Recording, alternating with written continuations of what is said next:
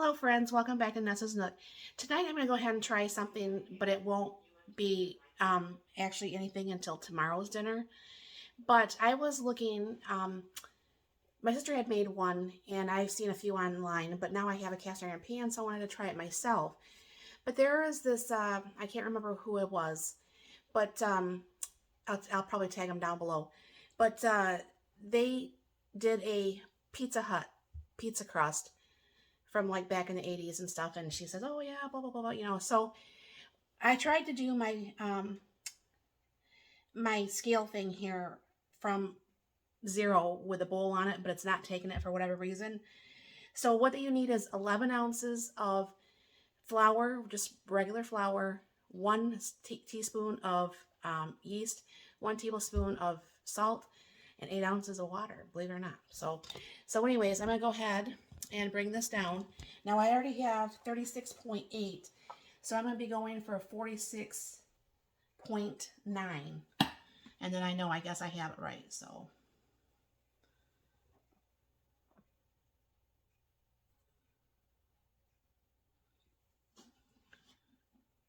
because it's not so much, I guess it's not how much it is, it's just how much it weighs. So I did not know that, but then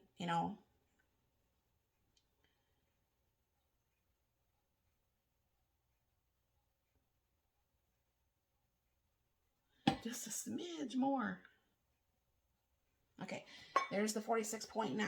Okay, so I am going to go ahead and add the 1 teaspoon of the pink Himalayan salt. All right, I'm gonna go ahead and use the 1 teaspoon of instant yeast. All right, and what they suggested to do, I'll bring this stuff over here for a little bit, but to have like your thermometer on. Now this is, I've noticed from doing yogurt myself, that the closer I got to under 100 degrees, it seemed like the yogurt worked better. So this is setting right now at pretty much 95. I'll just add just a smidge of hot water to this.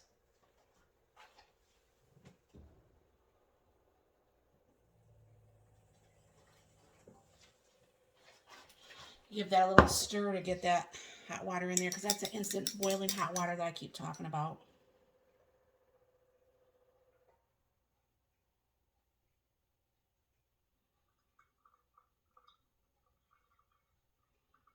She says about 100, 105 or whatever. But if it's anything at all like what I do with my yogurt, I just think it's just going to work better being at closer to 100. So I'll go ahead and stir this up a little bit. Now I guess I have an apron coming, by the way. Not that it's going to do anything good for today, but I found an apron on Etsy, and I'll have to show you when it comes. It's going to be so cute. I love polka dots. I love polka dots. I've always loved polka dots. And I love cows, as you guys all know. And this woman had a black polka dotted cow print apron on Etsy. And I said, do you have anything that's pink polka dotted? Because, pink is my absolutely favorite color. And she goes, why, yes, I do. And I got shipped out today, so I'm so excited. And it's coming from Vegas, so it's going to be a little bit before I can show you guys. But, so I got that mixed up. I'm going to go ahead and pour in the 8 ounces of water. Now, like I said, she said this is going to be a very wet,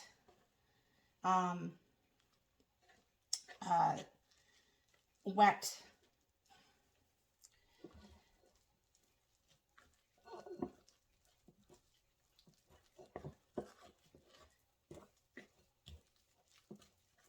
see, I think hers was a little bit drier than mine. Anyways, she says, but as it gets closer, what you could do is you could just knead this, and I guess my hands are clean, knead this for a little bit in the bowl. See, personally, I think that would need a little bit more water, or I mean a little bit more flour, personally. And never mind Gizmo's Dirty Light Guide air on his cat litter. We have one of those uh,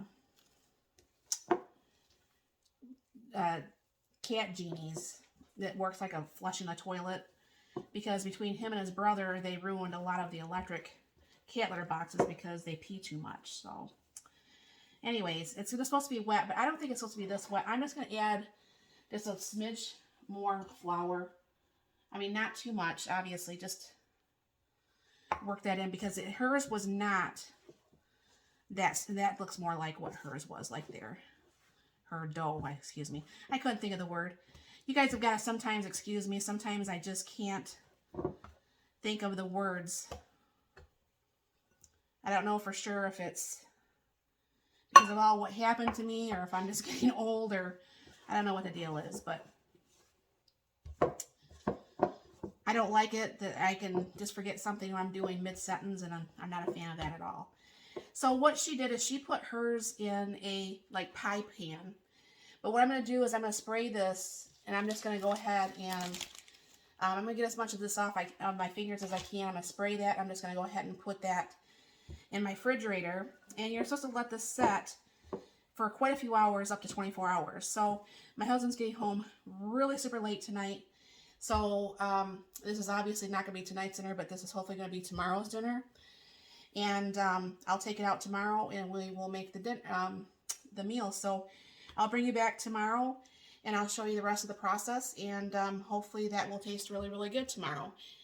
Oh, and I got a question for you guys, too. Let me see if I can't pull this up without making a mess. Well, I probably can't pull it up. Well, let's see if I can pull it up, this thing here. I don't know for sure if you guys have seen, I have a Band-Aid on. And a lot of people that's new doesn't know that since January I've had a trach. And I am very self-conscious about the scar that's still there. I mean, I'm 10 days out. To me, I think it looks absolutely fabulous. I can't believe my body healed this fast.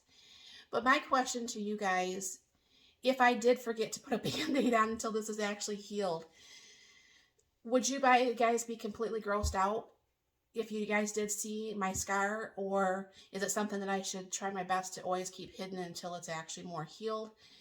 I'd be very glad to hear what you guys' thought on that would be. So if you can let me know in the comments below if that would offend you, if it would not offend you. I mean, obviously people are not perfect, and I will probably, unless I have that surgery, I am going to have a scar for the rest of my life, obviously. But I just need to know if it would offend you guys if I ever did forget, like I did the other day, and I briefly showed my scar, and I didn't mean to, and I didn't realize it until after I watched the video, and I'm like, oops, but it's already out posted. So anyways, let me know, and I'll bring you back tomorrow once I'm making this pizza. So I'll see you tomorrow. All right, and we're back. And what I'm going to do is I'm going to spray this really well with some olive oil. Because what you're going to want to do is have the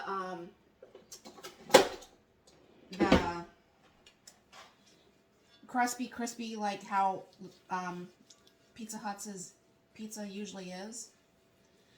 And what she also suggested is that you kind of like grease your hands. My hands are clean. So I'll throw a little bit of grease on there so I can handle this dough. I was kind of hoping I could make the pizza in that bigger cast iron pan, but I think to get the deeper dish pizza, I think I'd just be better off just actually making it in the smaller one, which is fine because it's only just Mark and I, so you know that's okay. So what you're going to do is just kind of like spread this out. Now I don't know for sure if this is obviously going to work because I've never made a fake Pizza Hut pizza, and I've never made this kind of crust, but as you can see, that crust was incredibly easy to use. What they do suggest is that you let this set for a little bit. I'm just going to put the plastic bag back over it and let that kind of like, kind of like just set there. Now I'm kind of glad that obviously I have this size pan because like I said, this will be more than enough pizza for the two of us tonight. There probably won't be the leftovers like there usually is when we have pizza. So I'm just going to go ahead and kind of just place this bag kind of like over it, kind of let, the heat kind of like let this puff up a little bit. I'm going to wash off my hands and I'll come back in a little bit and I will go ahead and get this pizza dressed. Alright, I let that sit there for a little bit, not too long, but hopefully long enough. And what I'm going to do is I took some of my freeze-dried spaghetti sauce and I put water in it. And this is what we have. One good thing about doing the freeze-dried spaghetti sauce is that instead of opening up the big can and having to freeze it or figure out something to do with the remaining can, this way I can make only how much I want to make of it. So that makes it really nice. I'm wondering seriously, I don't know who I can ask. I know my husband he worked at Pizza Hut back in the 80s for like 2 weeks. I wonder if they use the same bread for their garlic bread with the cheese. I gotta ask that question. So what she said was there's this other kind of cheese and I can't remember what she called it, but I don't have it. So I'm gonna go ahead and I'm just gonna put some Italian along the edges because you know how like when you go to Pizza Hut it's kind of got that, I can't say it's necessarily burnt edges, but it's kind of like a burnt edge. And I don't know for sure if this Italian cheese will do that or not. But I'm going to throw the Italian cheese along the edge here. I really hope this pizza is really good, and then, to actually make them in the cast iron.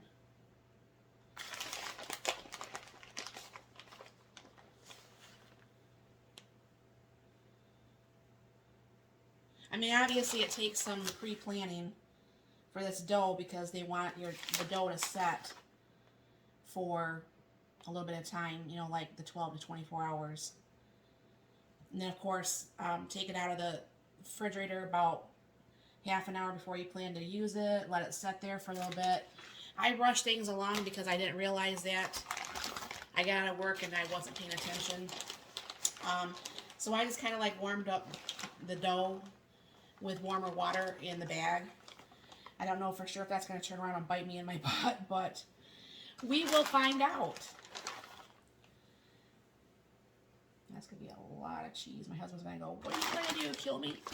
So, anyways, we don't eat pork, but we do eat the turkey pepperoni. And I'm just going to make this like the regular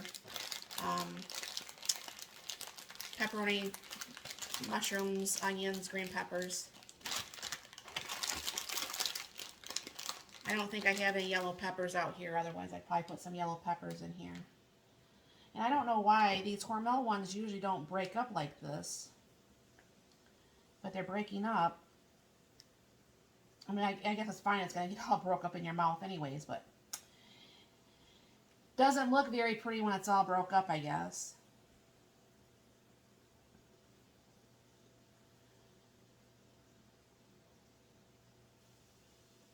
But I'm very thankful that they have things like the turkey pepperoni and turkey sausage and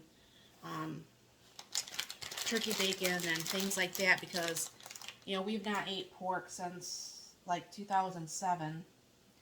And, I mean, there's things that you miss eating that was pork. Like I always liked Italian sandwiches.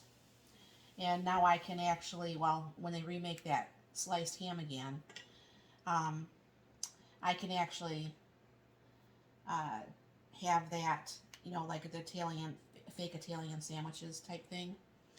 So there's some pepperoni. And now what I did is I took my jar of canned mushrooms that I canned myself. And I'll go ahead and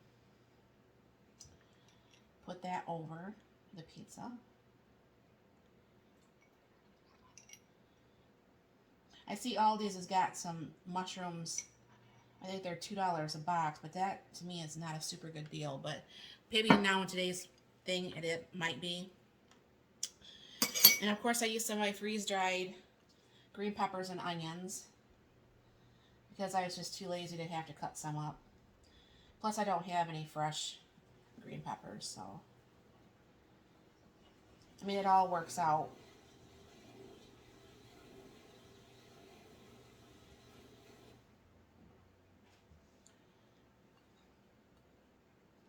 And I really like using the freeze-dried. But let me wash my hands real quick again.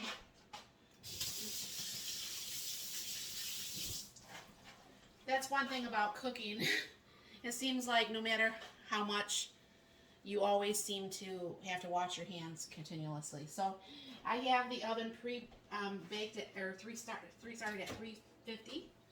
I go ahead and throw this in here, and I mean that looks pretty good so far.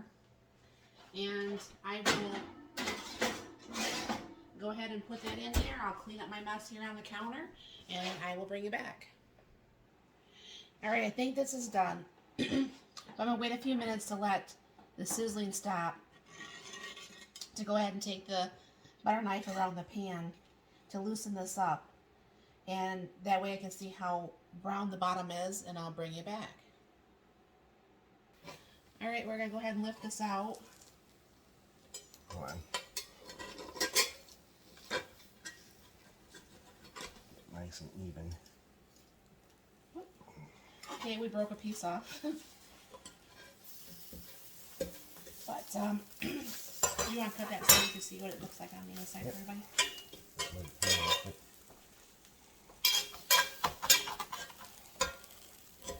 It felt a lot more stuck. Oh, I gotta move my pot holder. Ooh.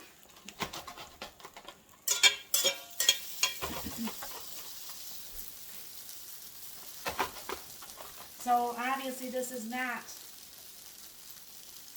Can you kind of like pull up a piece of that spatula? Yep.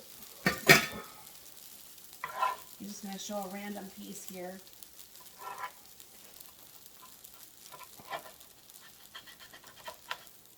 Want to come apart. And there we go. So yeah, that looks really good. It looks like it's done. Nice, thick, deep dish pizza. So hopefully this is a win. So thank you very much for stopping by. Have a very blessed and wonderful day.